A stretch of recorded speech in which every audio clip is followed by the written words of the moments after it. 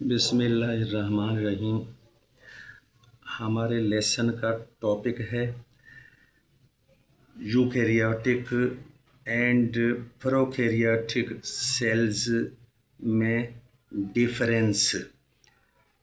तो उसके लिए ये पहला डिफरेंस न्यूक्लियस का होता है कि यूकैरियोटिक सेल्स में ज़्यादातर ऐसा होता है कि कोई डिस्टिंक्ट मेम्ब्रेन बाउंड न्यूक्लियस होता है, जबकि प्रोकैरियोटिक सेल्स में ये डिस्टिंक्ट न्यूक्लियस नहीं होता।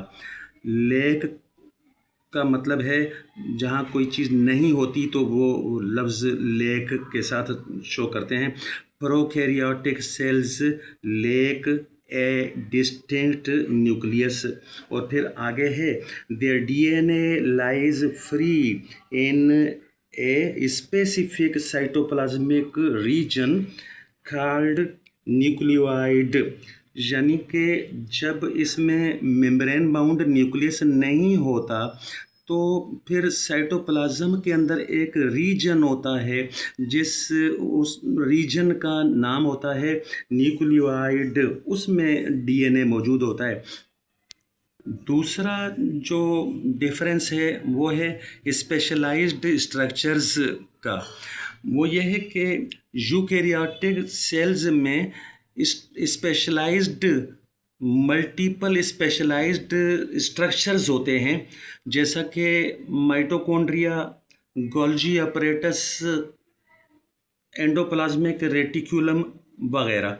इसमें प्लास्टिड्स हमने इसलिए नहीं शामिल किया कि प्लास्टिड्स के लिए फिर वो प्लांट्स एंड एनिमल सेल्स वाला वो काम हम अलग से यानी रखना चाहते हैं। तो यहाँ पर जो मेन डिफरेंस है इन स्पेशलाइज्ड ये जो स्ट्रक्चर्स हैं इनका बयान कर दिया, ये काफ़ी है।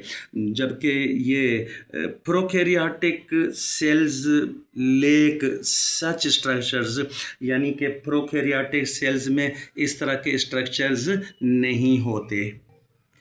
फिर तीसरा जो डिफरेंस है वो सेल डिवीज़न का तरीका है कि यूकैरियोटिक सेल्स में जो सेल डिवीज़न है वो आमतौर पर होती है इन दो तरीक़ों से, यानी कि माइटोसिस या मेयोसिस। तो जबकि प्रोकैरियोटिक सेल्स में आमतौर पर जो सेल डिवीज़न होती है वो बाइनरी फिजन के ज़रिए से होती है। चौथा डिफरेंस है क्रोमोसोम्स का। यूकैरियोटिक सेल्स में आमतौर पर मल्टीपल लीनियर क्रोमोसोम्स होते हैं, यानी कि एक से ज़्यादा, और वो सीधे होते हैं, जो कि लीनियर का मतलब होता है सीधे। और ये दूसरे में प्रोकैरियोटिक सेल्स जो हैं उनमें सिंगल यानी अकेला और सर्कुलर शक्ल का क्रोमोसोम होता है। तो ये टोटल 4 डिफरेंसेस होते हैं। हम इनको एक दफ़ा रिपीट कर देते हैं, सिर्फ मेन हेडिंग्स रिपीट करेंगे।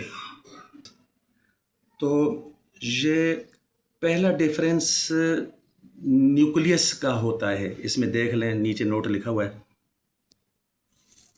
और दूसरा डिफरेंस स्पेशलाइज्ड स्ट्रक्चर्स का होता है, इसका भी नोट मौजूद है। फिर तीसरा डिफरेंस सेल डिवीज़न का जो तरीका है प्रोकैरियोटिक एंड यूकैरियोटिक सेल्स में वो होता है।